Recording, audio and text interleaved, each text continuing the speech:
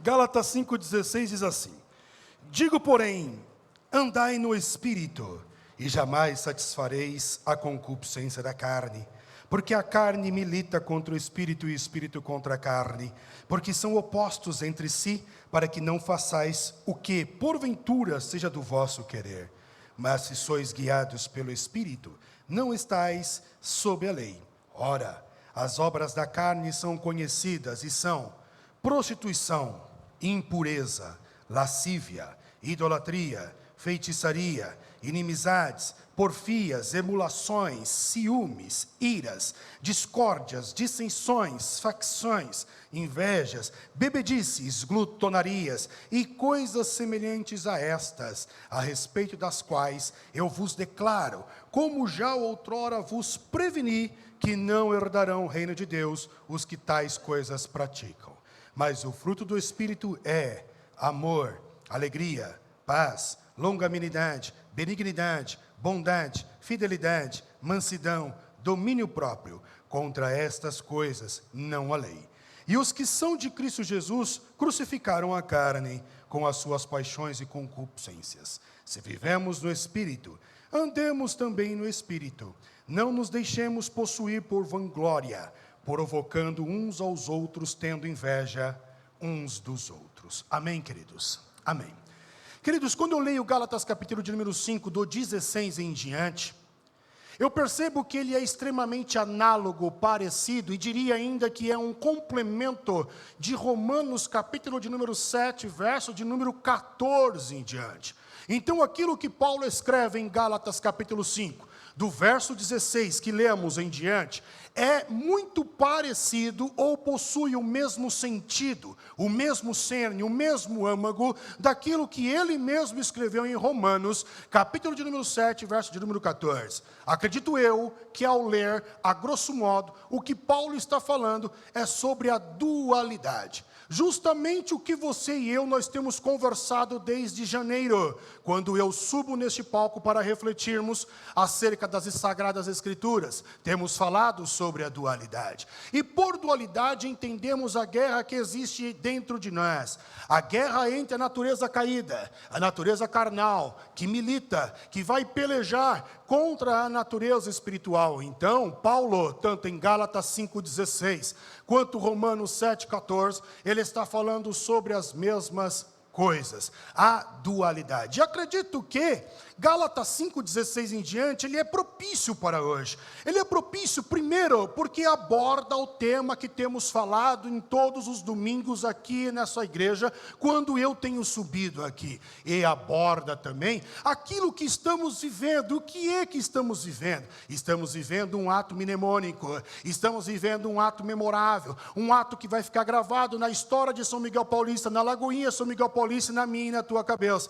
Onde nós temos aqui algumas pessoas que decidiram, que optaram por morrer para a velha natureza e assim então ressuscitar com Cristo e emergir para a nova natureza. Então eu acredito que Gálatas capítulo de número 5, ele é propício para ambos os fatos, para ambos os atos. E quando falamos de Gálatas, o interessante de falarmos de Gálatas é que Gálatas é uma epístola extremamente vibrante nas Sagradas Escrituras. Segundo os historiadores, teólogos, eles vão dizer que se existe uma carta enérgica, uma carta vibrante, cheia de entusiasmo, é Gálatas. Não tem outra parecida. Porque quando você lê a narrativa, quando você lê um enredo, você vai perceber que o apóstolo Paulo parece que ele está meio que nervoso. E com razão. Porque Paulo percebe que a igreja na Galácia havia deixado a liberdade cristã. Então Paulo ele vai corrigir os cristãos da Galácia,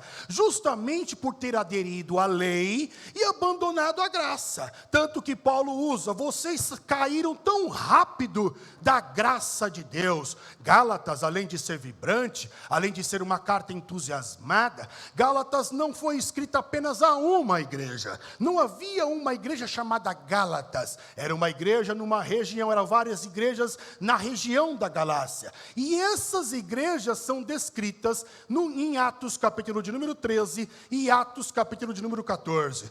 Dois capítulos Lucas, ele deixa para falar, descrever as igrejas que compunham a região da Galácia. Então Paulo escreve a várias igrejas quando ele escreve a carta aos Gálatas. Gálatas é conhecida como a carta magna do cristianismo. E é conhecida como a carta magna do cristianismo justamente por defender a liberdade cristã pela fé e não mais pela lei.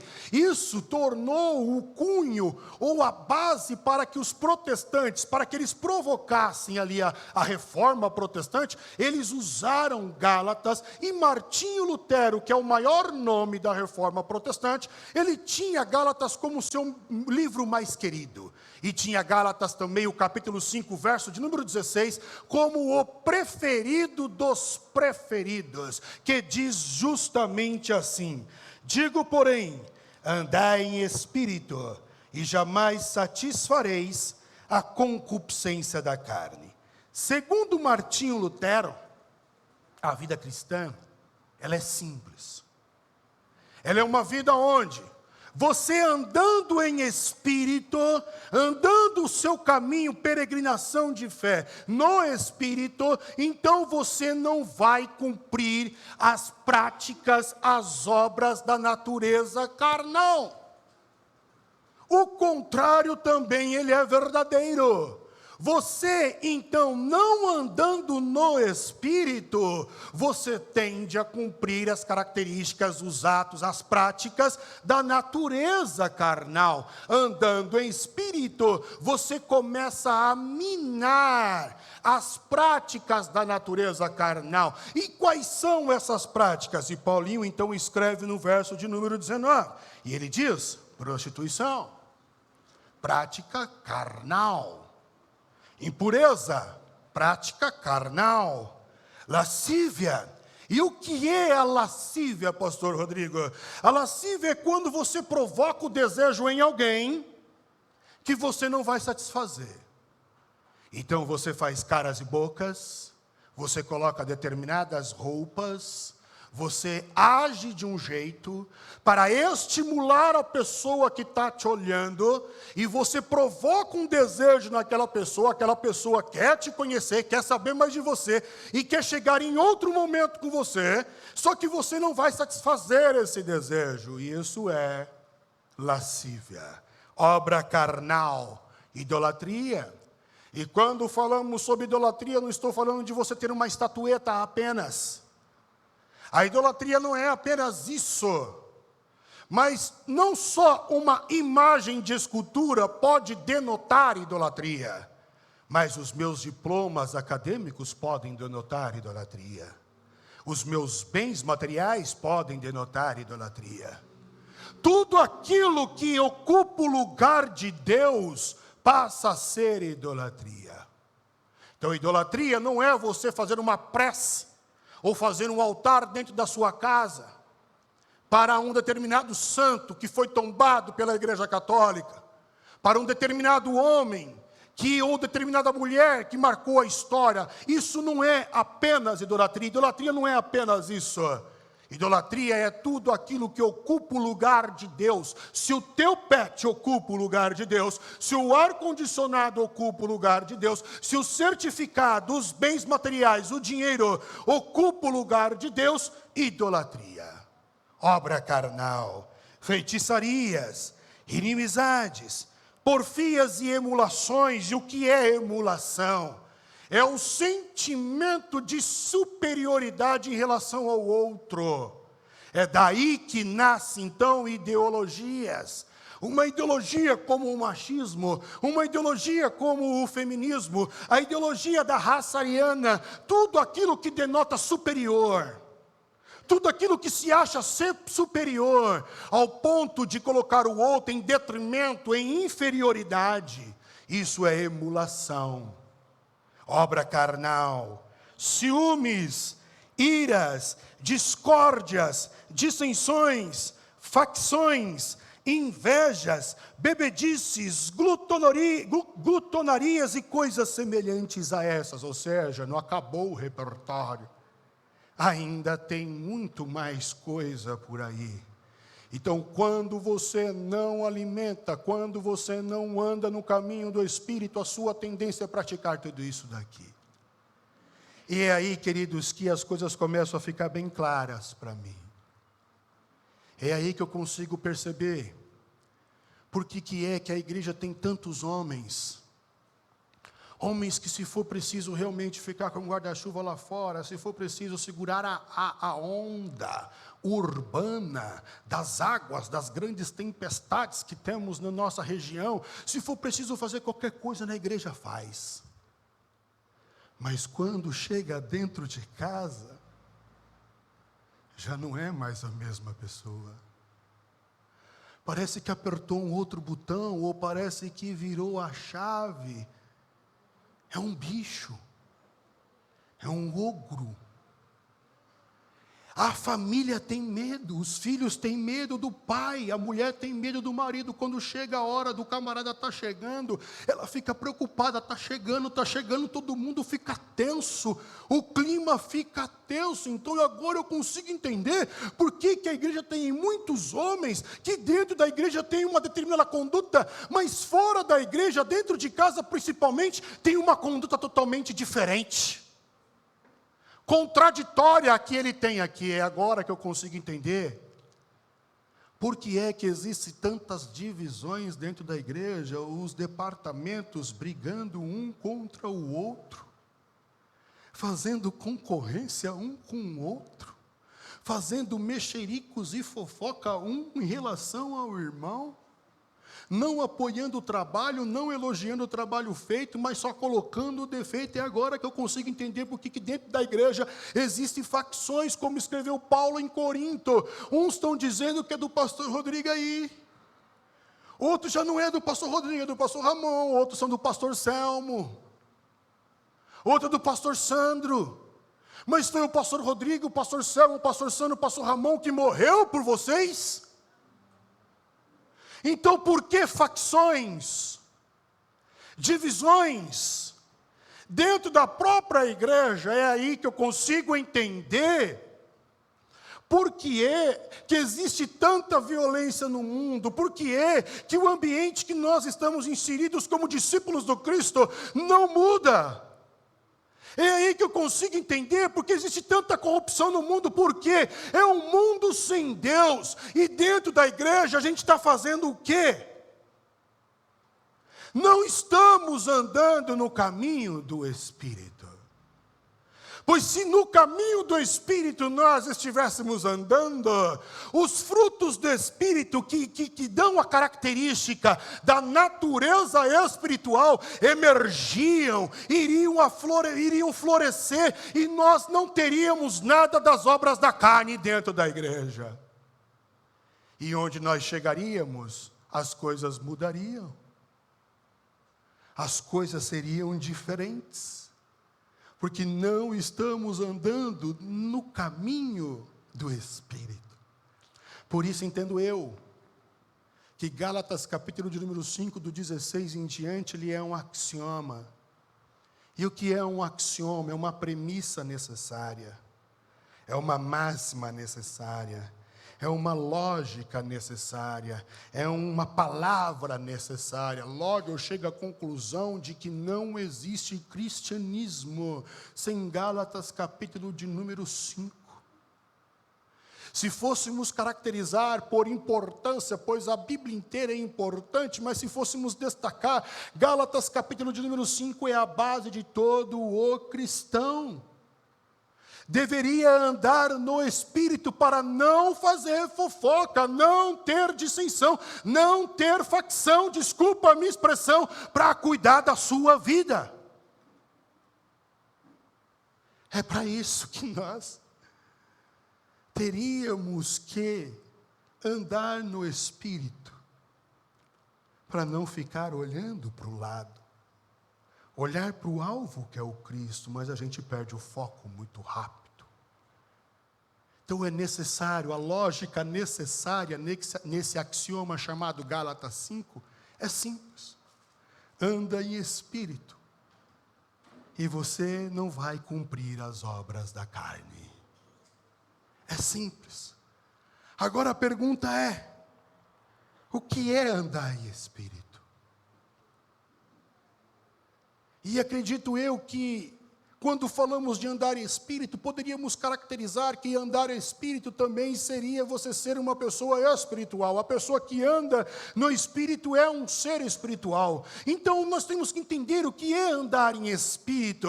E eu já posso te afirmar logo de antemão que andar em espírito não é rodopiar. Não é esbanjar dons. Pastor, o senhor é contra os dons? Não, pelo contrário. Eu acredito que os dons são para este tempo, sim.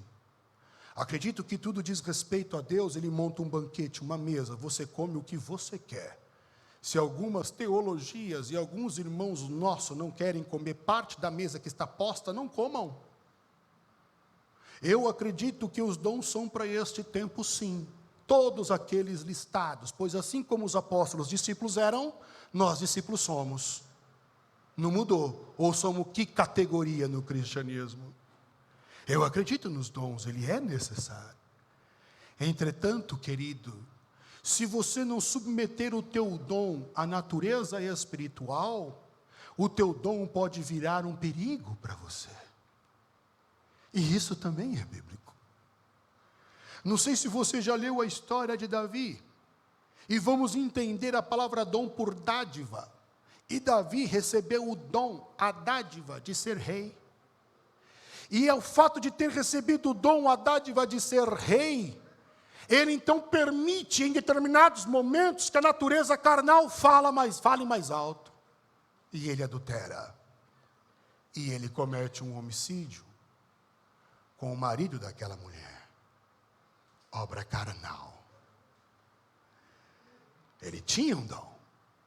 Olhe para o seu filho Salomão, homem sábio, que os historiadores dizem que na sua época ele já estava 50 anos avante do seu tempo cultural, sociocultural. Eu acredito que estaria muito mais, porque ele desenvolveu teorias que os filósofos vieram desenvolver depois, muitos séculos depois. Salomão era o cara. E ele tinha o dom da sabedoria. E ele expandiu isso para o conhecimento, que são duas coisas distintas. Entretanto, ele também permitiu com que este dom tornasse um Deus, e esse a ser um Deus, ao ponto dele quase perder a sua vida, a sua trajetória de vida. Ele alimenta a sua natureza carnal, tanto que em Eclesiastes ele vai dizer: tudo que o meu olho desejou, eu dei. Eu fiz. Pense em alguma coisa. Salomão olhou e foi fazer. Salomão percebeu e foi fazer. Olha Sansão, outro cara com um dom extraordinário, mas também não submeteu o dom à natureza espiritual, e esse dom fez com que se tornasse Deus na vida dele, ao ponto de ele ter o final que teve, a catástrofe que viveu. Dom é bom, dom é necessário. Você tem que buscar os dons espirituais, sim, porque elas são ferramentas para se proclamar a verdade. Elas são ferramentas para mostrar a este mundo que Cristo está vivo. Entretanto, você também tem que submeter esse dom à natureza espiritual, pois senão você pode morrer no seu próprio laço. Dom é necessário. Andar em espírito não é rodopiar. Não é esbanjar línguas estranhas. Não é fazer uma competição para quem revela mais ou melhor. Isso não é andar no Espírito. Andar no Espírito, segundo o apóstolo Paulo, pois quando lemos a Bíblia, você tem que entender que ela foi escrita em grande parte por judeus. E Paulo, ele era judeu. E existia uma tradição rabínica que andar no caminho, e eles chamavam isso de Torá. O que é a Torá? É andar no caminho correto. Que caminho correto é esse? A lei.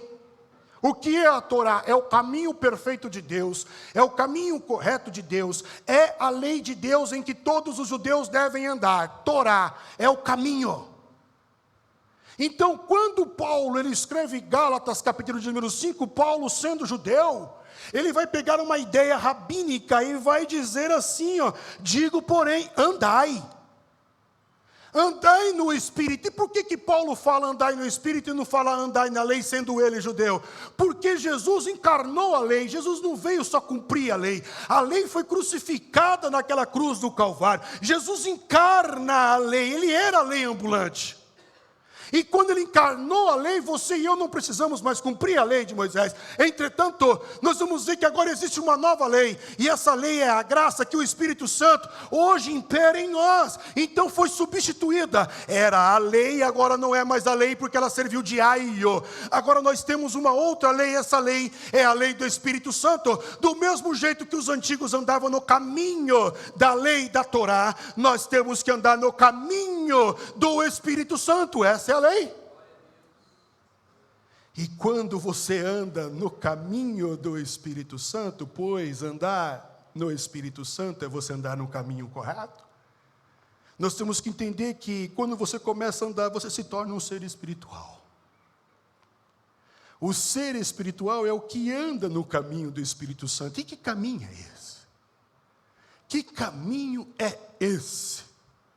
Paulinho escreve no verso de número 22, que o caminho é o amor, o caminho é a alegria, o caminho é a paz, o caminho é a longanimidade, o caminho é a benignidade, o caminho é a bondade, o caminho é a fidelidade.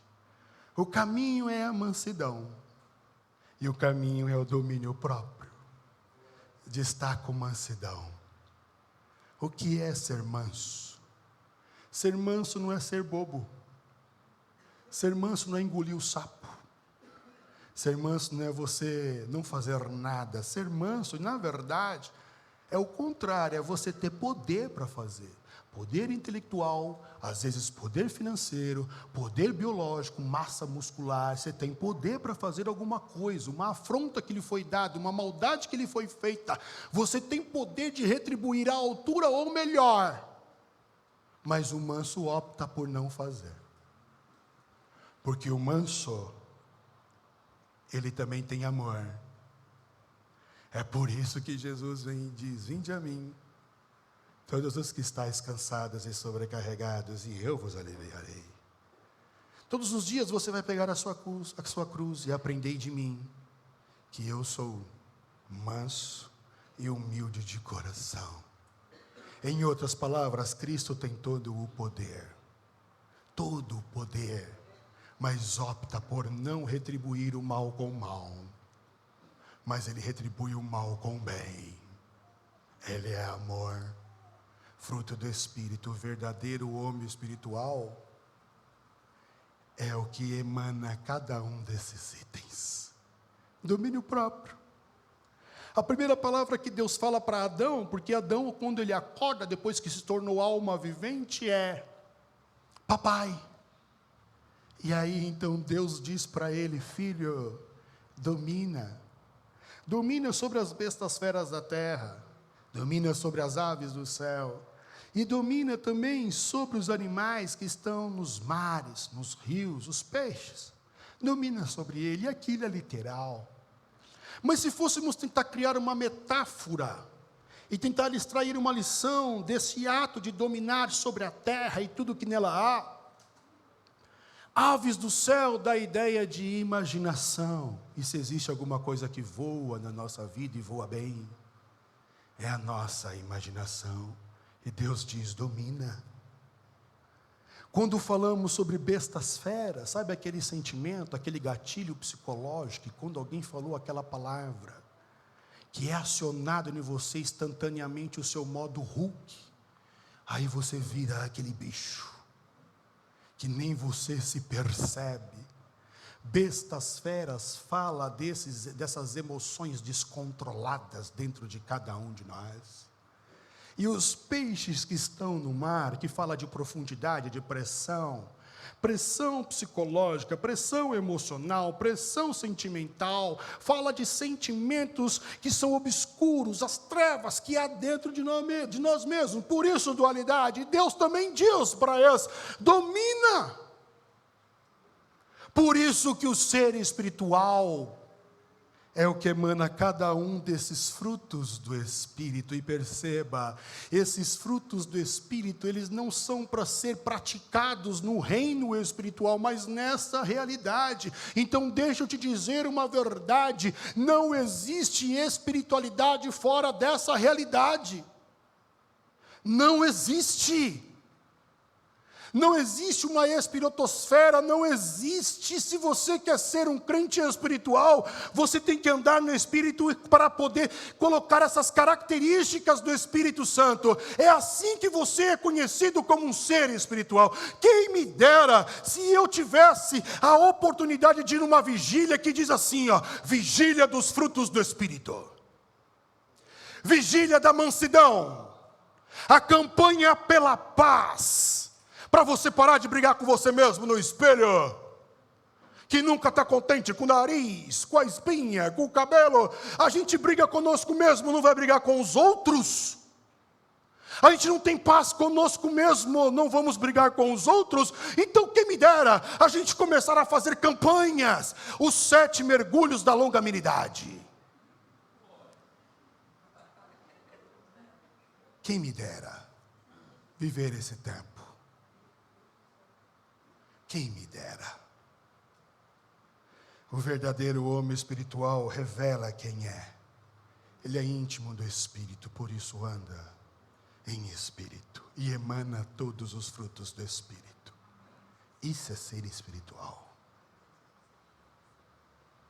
Logo, para você que é cristão de 2, 5, 10, 15, 20, 30 anos, eu te convido a renovar os seus votos com o Cristo e buscar o caminho do Espírito Santo. E para vocês que vão descer as águas batismais, eu espero que este dia não seja apenas um ato isolado na vida de vocês, porque vocês já morreram antes de concretizar. Vocês já disseram não para a natureza carnal, por isso estão aqui. E vocês vão ressuscitar para a natureza espiritual, mas na verdade já ressuscitaram. Então eu não quero que seja uma mera cerimônia. Eu quero que todos os dias vocês sejam crucificados com Cristo e andem no caminho do Espírito, para serem verdadeiros discípulos de Cristo para esta era, que é o que nós precisamos. Discípulos de Jesus estão em extinção. Que vocês sejam luz para esta geração. Então, eu convido vocês. Vamos morrer? Mais um pouquinho? Deus os abençoe.